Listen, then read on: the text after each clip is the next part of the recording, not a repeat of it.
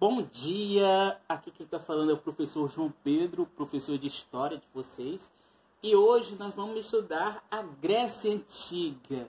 A Grécia que sempre está sendo colocada dentro desse panteão da Antiguidade clássica, junto com Roma, que vem depois de Grécia, que vai também ter um império tão grande, tão conhecido e tão estudado na nossa história. Mas por que este termo Antiguidade Clássica? Por que nós ainda usamos este termo, né? Para a gente compreender de onde que surgiu esse termo Antiguidade Clássica, a gente vai ter que voltar no tempo, lá para o século XVIII, onde vai ter todo aquele processo de transição do Renascimento, do Iluminismo, onde vai ser o término da Idade Média para o começo da Idade Moderna, embora não já tenha mais Idade Média.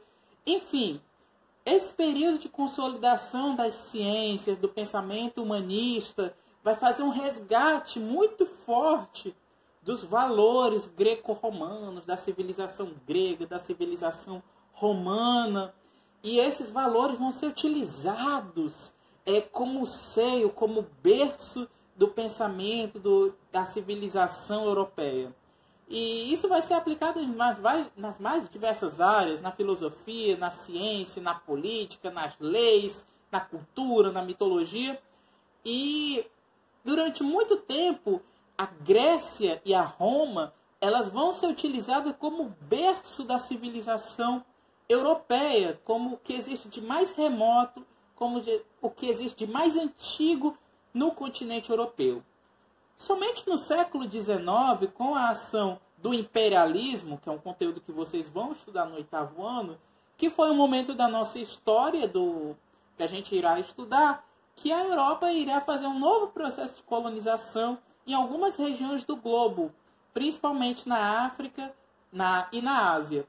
E aí, alguma dessas regiões que serão colonizadas, serão dominadas novamente, será o Egito e também a região ali do Oriente Médio. O Egito, onde desenvolveu a civilização egípcia, e o Oriente Médio, onde foi o berço da Mesopotâmia, dos persas, dos fenícios e demais outros povos e civilizações.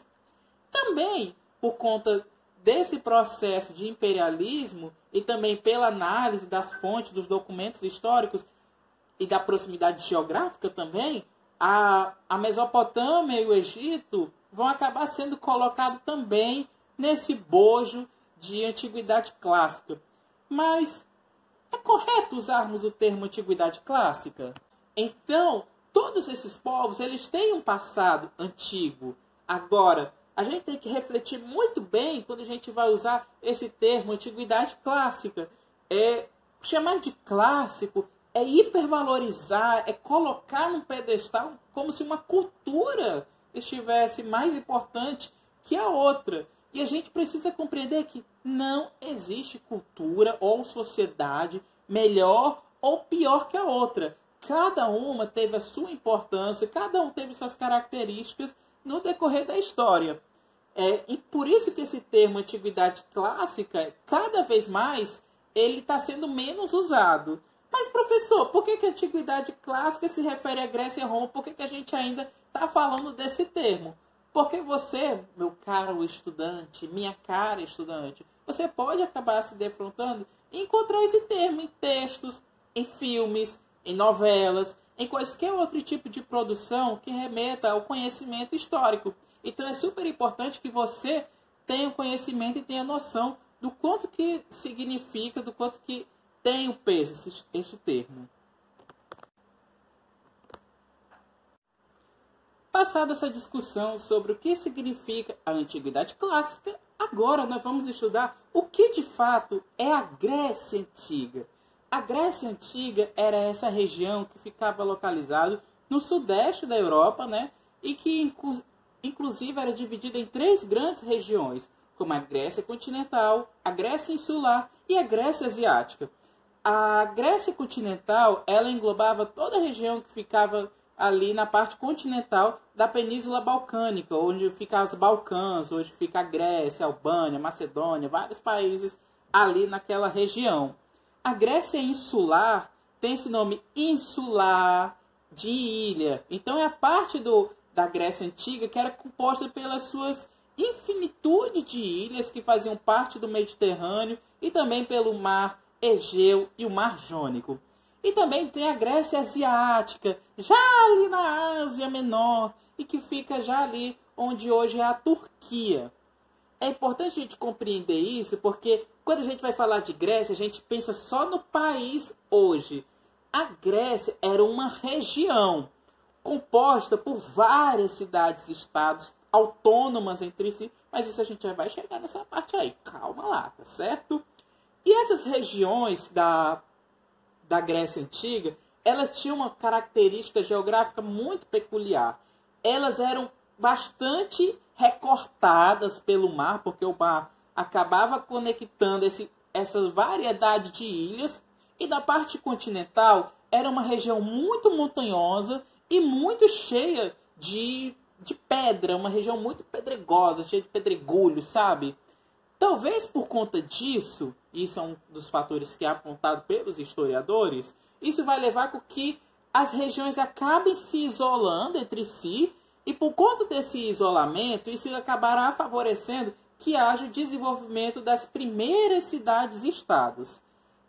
Depois disso, né, como vai ter as ilhas que são bastante próximas entre si, vai ter também o desenvolvimento do porto. Então, por conta disso, o comércio marítimo, o desenvolvimento de cidades-estados será bastante favorecido por conta dessa geografia, que inclusive não favorecia muito para o desenvolvimento da agricultura, tal qual a gente vai ver, já vimos, né, em outras regiões, como no Egito e na Mesopotâmia. O primeiro período inicial da história da Grécia vai ser o período homérico, que irá do ano de 1200 a 900 a.C. É muito ano, né?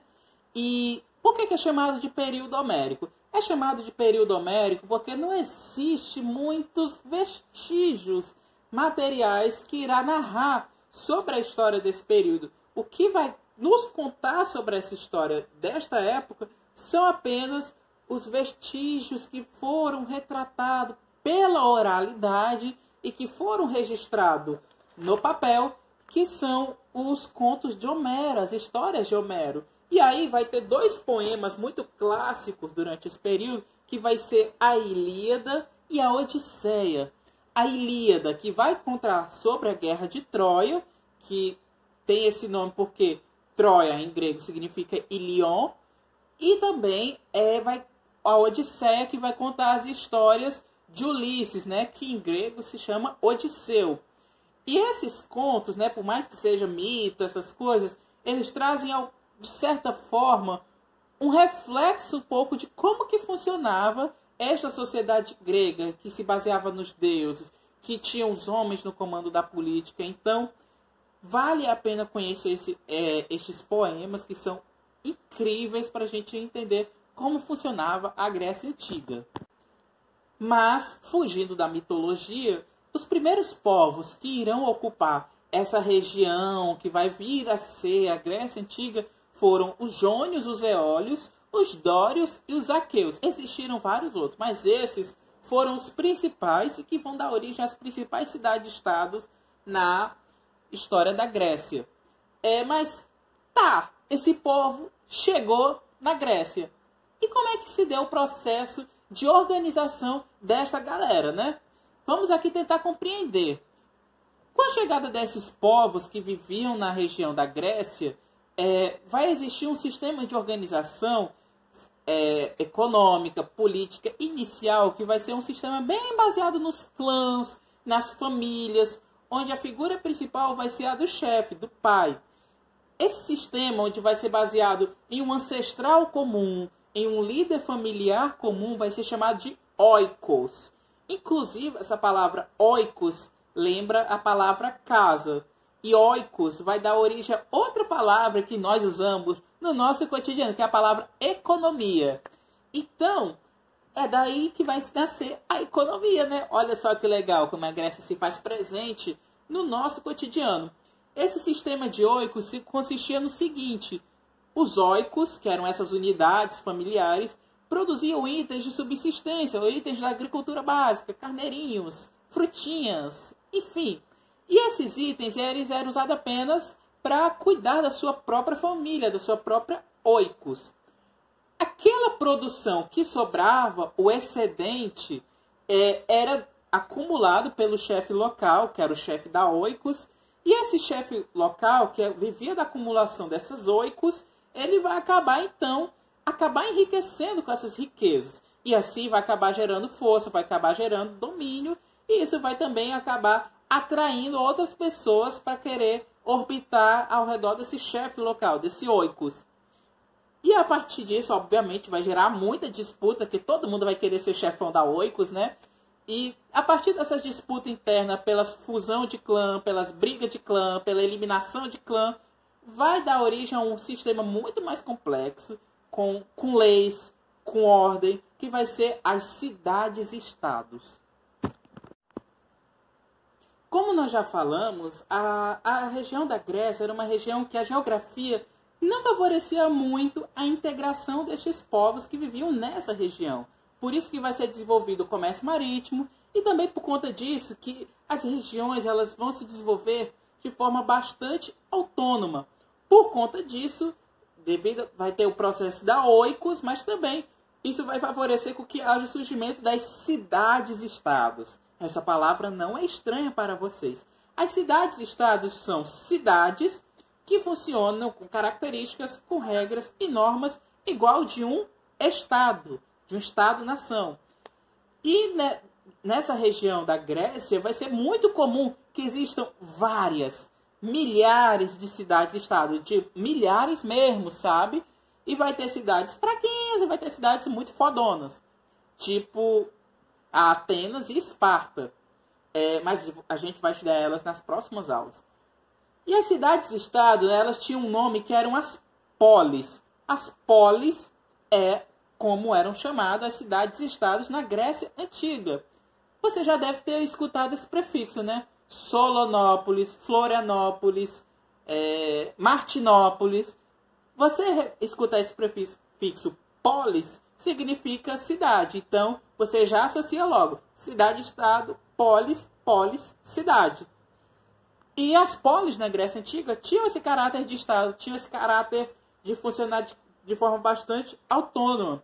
E eram nas cidades-estado que eram feitas a tomada de decisões coletivas, era onde ocorriam as festividades, os cultos aos deuses, e também era onde que ocorria a política na Grécia Antiga, né? Geralmente essas cidades localizavam-se no mar Mediterrâneo, nessas regiões, como eu já falei, e também vai ser nas polis que irá ocorrer o desenvolvimento do ferro e do bronze. Então, esses instrumentos, esses metais vão se fazer muito presente nas cidades gregas, né?